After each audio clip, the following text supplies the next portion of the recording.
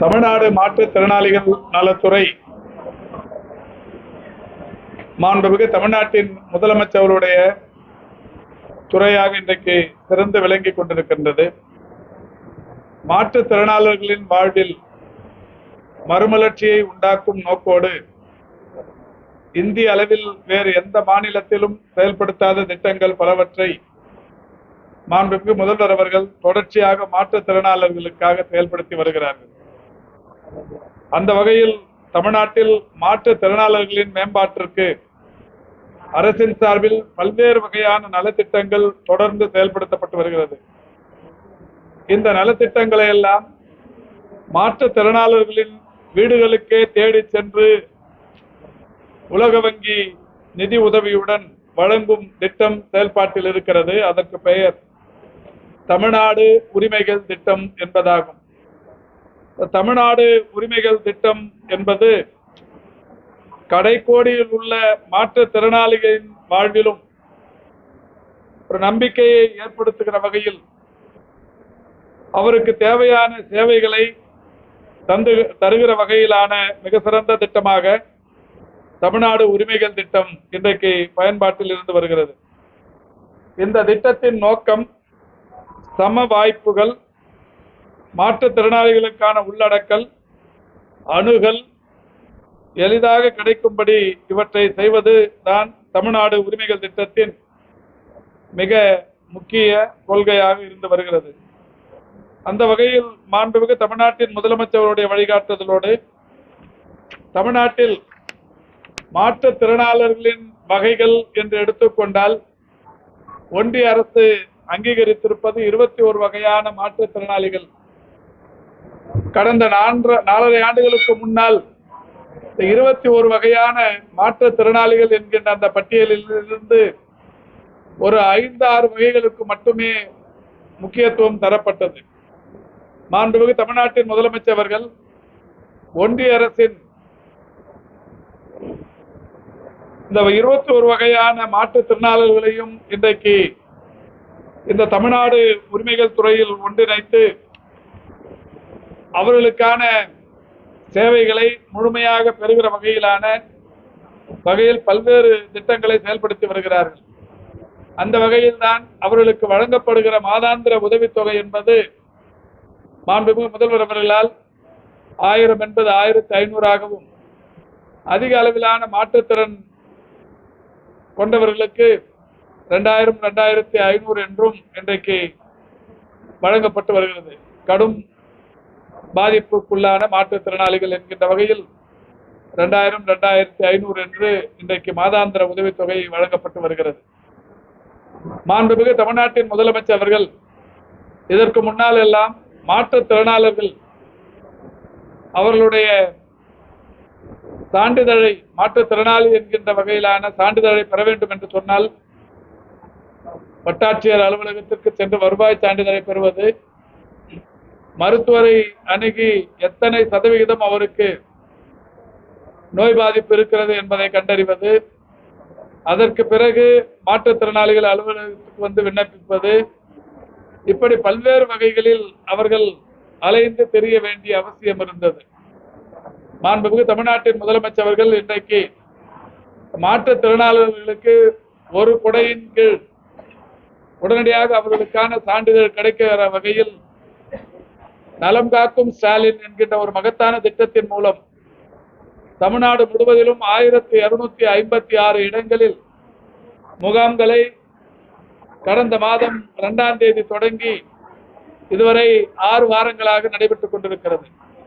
ஒவ்வொரு சனிக்கிழமையும் ஒரு வட்டாரத்திற்கும் 3 இடங்கள் என்கின்ற வகையிலேயும் 10 லட்சத்திற்கும் மேற்பட்ட மக்கள் தொகை கொண்ட 5 மாநகராட்சிகளில் தலா 4 என்கின்ற வகைகளிலேயும் 10 லட்சத்திற்கும் குறைவான மக்கள் தொகை கொண்ட 19 மாநகராட்சிகளில் தலா 3 என்கின்ற வகைகளிலேயும், பெருநகர சென்னை மாநகராட்சியை பொறுத்தவரை 15 இடங்களிலேயும், ஆக மொத்தம் 1256 இடங்களில் அந்த முகாம்கள் ஒவ்வொரு சனிக்கிழமையும் நடைபெற்றுக் கொண்டிருக்கிறது.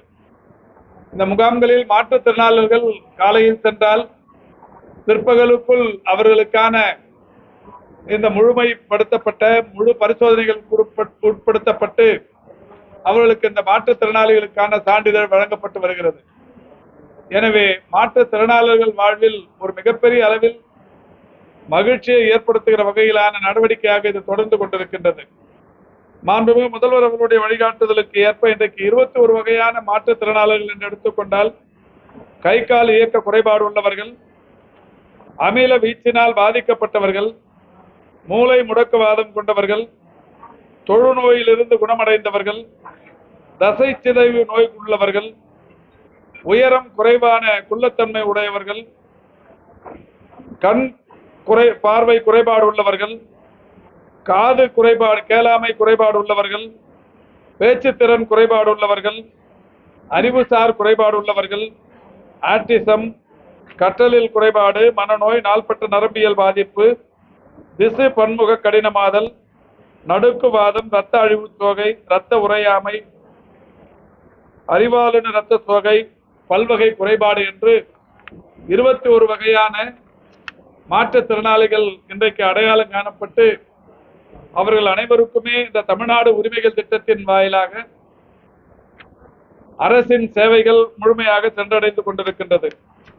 அந்த வகையில் தான் மாண்புமிகு தமிழ்நாட்டின் முதலமைச்சர் அவர்கள் கடந்த ஆண்டு சோழிங்கநல்லூர் சட்டமன்ற தொகுதிக்குட்பட்ட கண்ணகி நகர் பகுதியில் விடுதிகள் என்கின்ற ஒரு அமைப்பை தொடங்கி அந்த அமைப்பின் மூலம் பல்வேறு வகையான தெரப்பீஸ் என்று சொல்லப்படுகிற பயிற்சிகளை மாற்றுத்திறனாளர்களுக்கு வழங்கி வருகிறார்கள். அந்த வகையில் மாண்புமிகு தமிழ்நாட்டின் முதலமைச்சர் அவர்கள் இன்றைக்கு இந்த திட்டம் தமிழ்நாடு முழுவதிலும் ஏறத்தாழ 570 இடங்களில் தொடங்கப்படும் என்று அறிவித்து அதில் இதுவரை 53 இடங்களில் இந்த விடுதிகள் அமைப்பு தொடங்கி வைக்கப்பட்டிருக்கிறது. சென்னையை பொறுத்தவரை 15 மண்டலங்களில் 15 என்கின்ற அளவில் இந்த அமைப்பு தொடங்கப்படும் என்கின்ற அறிவிப்புக்கு ஏற்ப மாண்புமிகு முதல்வர் அவர்களால் ஏற்கனவே கண்ணகி நகரில் தொடங்கி வைக்கப்பட்டிருக்கிறது. இன்று நானும் நம்முடைய தொகுதியின் நாடாளுமன்ற உறுப்பினர் அவர்களும், சட்டமன்ற உறுப்பினர் அவர்களும், மாவட்டத்தின் ஆட்சித்தலைவர் அவர்களும், இந்த மண்டலத்தின் வார்டு குழு தலைவர், அதேபோல் மாற்றுத்திறனாளிகளின் மாவட்ட அளவிலான அலுவலர் பெருமக்கள், மாநகராட்சியின் CHO, மாநகராட்சியின் துணை ஆணையர் உள்ளிட்டவர்கள் எல்லாம் கலந்து கொண்டு சென்னையின் 2வது விடுதிகள் மையத்தை இன்றைக்கு தொடங்கி வைத்திருக்கிறோம். இந்த 2வது மையத்தை பொறுத்தவரை இந்த பெருங்குடி மண்டலத்தில் ஏறத்தாழ ஒரு 1200 மாற்றுத்திறனாளர்கள் கண்டறியப்பட்டிருக்கிறார்கள். இந்த 1200 மாற்றுத்திறனாளர்களுக்கும் இங்கே அவர்களுக்குரிய சேவைகள் முழுமையாக வழங்கப்படவிருக்கிறது. நான் ஏற்கனவே சொன்னதை போல 570 இடங்களில் அமையப்படவிருக்கிற இந்த மறுவாழ்வு சேவை மையங்களில் 5700 முன்கள பணியாளர்கள் பணியாற்றி கொண்டிருக்கிறார்கள். அதோடு மட்டுமல்லாது இந்த ஒவ்வொரு மையத்திலும் 10 பிளாக் கோஆர்டினேட்டர்ஸ் என்று சொல்லக்கூடிய மண்டல ஒருங்கிணைப்பாளர்கள், கம்யூனிட்டி ரீஹாபிலிட்டேஷன் ஒர்க்கர் என்று சொல்லக்கூடியவர்கள் ஒரு 3 பேர், கம்யூனிட்டி ஃபெசிலிட்டேட்டர் என்கின்ற வகையில் ஆற்றுப்படுத்துனர் அதாவது கவுன்சிலர் போன்றவர்கள் ஏறத்தாழ 14 பேர் இந்த மண்டலத்தில் பணியில் இருக்கிறார்கள். இந்த 14 பேர் மட்டுமல்லாது தன்னார்வ தொண்டு நிறுவனங்களைச் சேர்ந்தவர்களும் தன்னார்வலர்களுமாக இணைந்து இந்த மண்டலத்துக்கு உட்பட்ட இந்த 1200 மாற்றுத்திறனாளிகளுக்கு அரசின் சேவைகள் மட்டுமல்லாது மனிதாபிமானத்தோடு அவர்களுடைய வாழ்வின் தரம் உயர்வதற்குரிய பல்வேறு சேவைகளையும் தர முன்வந்து இந்த அமைப்பு இன்றைக்கு தொடங்கி வைக்கப்பட்டிருக்கிறது. பெருநகர சென்னை மாநகராட்சியின் இந்த முயற்சி என்பது பாராட்டுக்குரியது என்றாலும் அரசின் சார்பில் மாநகராட்சி நிர்வாகத்திற்கு ஒரு வேண்டுகோள் விடுத்திருக்கிறோம். அடுத்தடுத்த மையங்களை பொறுத்தவரை இன்னமும் சற்று கூடுதலான இடவசதியோடு, ஏனென்றால் ஒரு 1200 பேர் இங்கே பயன்பெறுகிற வரவிருக்கிற நிலையில் இந்த பயிற்சி மையங்கள் இன்னமும் பெரிதாக இருக்க வேண்டும் என்கின்ற வகையில் சொல்லப்பட்டிருக்கிறது. நம்முடைய மரியாதைக்குரிய மாவட்டத்தின் ஆட்சித்தலைவர் அவர்களும் மாநகராட்சியின் துணை ஆணையர் போன்றவர்களும் அடுத்தடுத்த மையங்கள் இடம் கண்டறிகிற போது அதற்கேற்ற வசதிகளோடு கண்டறிய இன்றைக்கு உறுதி பூண்டிருக்கிறார்கள். அந்த வகையில் இன்றைக்கு இந்த 2வது மையம் மாற்றுத்திறனாளிகளுக்கு, குறிப்பாக இந்த 14வது மண்டலத்தில் பெருங்குடி மண்டலத்தில் இருக்கிற மாற்றுத்திறனாளிகளுக்கு ஒரு கொடையின் கீழ் எல்லாம் என்கின்ற வகையில் இந்த அமைப்பு இன்றைக்கு இங்கே தொடங்கி வைக்கப்பட்டிருக்கிறது.